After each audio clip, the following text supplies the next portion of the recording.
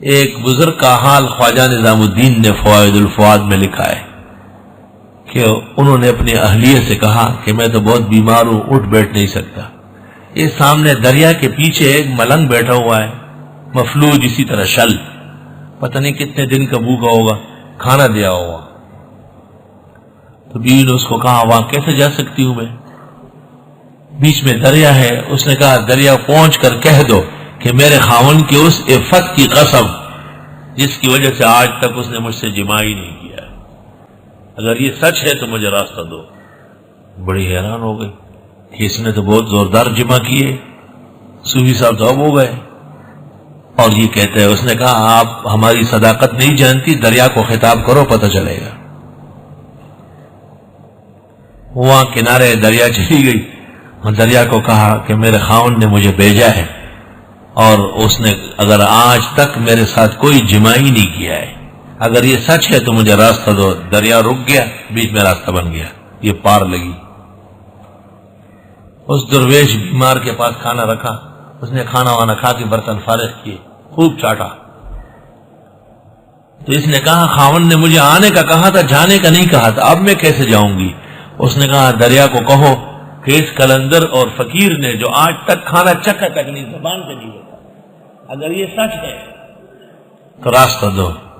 یہ حیران ہے کہ ٹفن تو میرے سامنے خالی کیا ہے۔ اس نے کہا دریا کو خطاب کرو، ہمارا صدق معلوم ہو جائے، آپ نہیں جانتی ہمارے مقام مرتبے کو۔ خطاب کیے تو راستہ مل گیا۔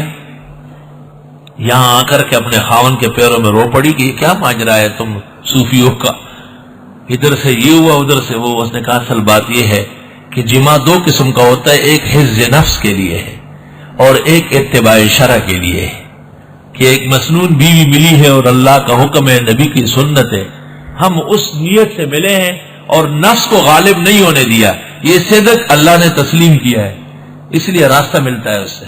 اور اس نے کھانا صرف اس لیے کھایا تاکہ وہ زندہ رہے اور اللہ کا حکم جو عقل طعام کا ہے وہ پورا ہو، اور خودکشی کا مرتکب ہو کہ مر نہ جائے۔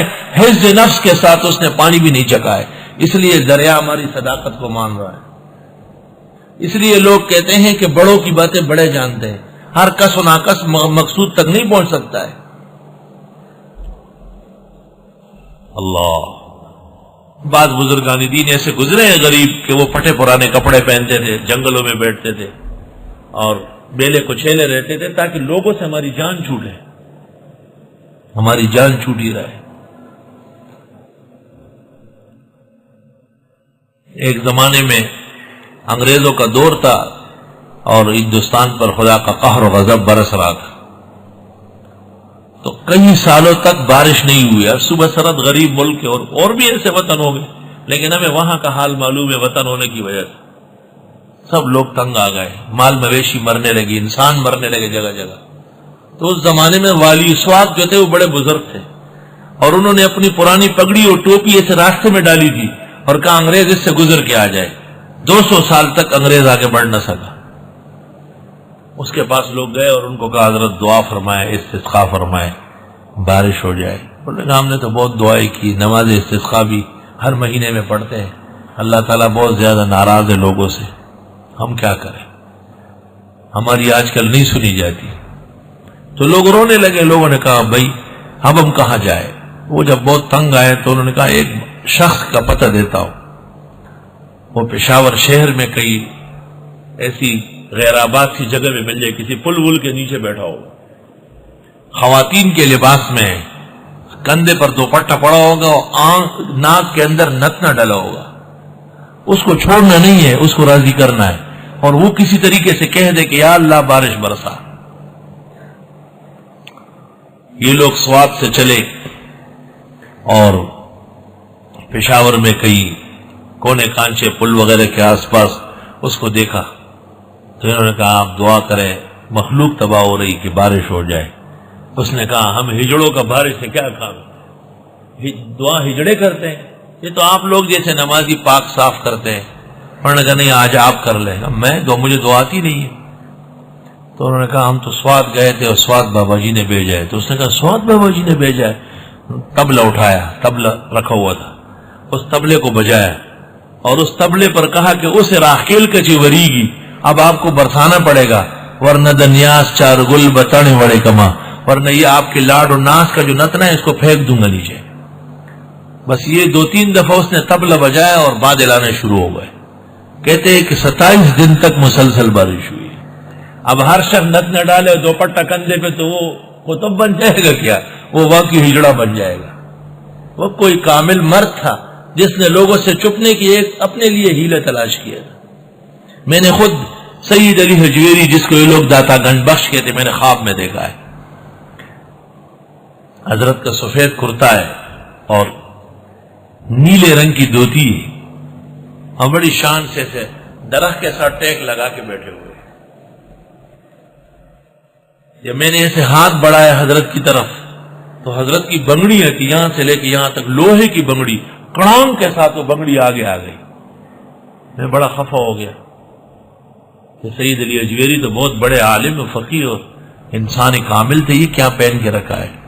تو مجھے خواب میں فرمایا کہ اس بارے میں آپ کا اور ہمارا موقف ایک ہے اور یہ ناجائز ہے، کوئی شک نہیں، لیکن یہ بچنے کا ایک علاج ہے، ہم بچ نہیں سکتے، ہم کیا کریں؟